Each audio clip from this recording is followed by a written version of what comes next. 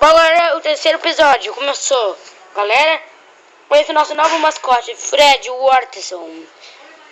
Ele é um cachorro que é muito querido. Ele nos ajuda. Ele é um cachorro, o melhor cachorro de toda a terra. Fred ele é mais rápido que um gavião. Mais forte do que um gavião. Forte do que tudo. Fred. Terceiro episódio, vamos falar de como um animalzinho é importante para nós. Bom, o Fred, ele é bonito. Todo mundo ama ele.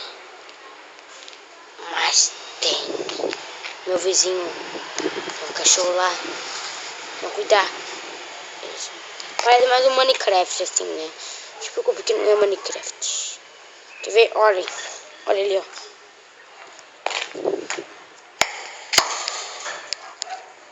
Bom,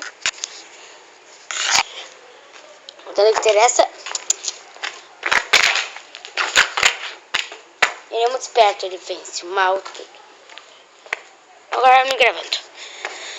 Então, eu sei se você está perguntando onde é que ela tá gravando isso. Eu tô gravando uma câmera de última polegada.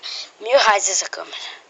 Claro, vai ficar pequeno, né? Que eu não tenho como eu mudar pra grande e não conseguir. Vai ficar meio pequenininho. Não tem importância. A importância é que a gente grave. Tá. Então, eu estou num sítio. Olha as plantagens aqui, ó. Estou num belo e lindo sítio. Estão vendo? Aqui que a maioria dos matos já foram cortados. Aqui era cheio de mato, mas cortaram. Oh, que deu, meu neném. Fred. Oi.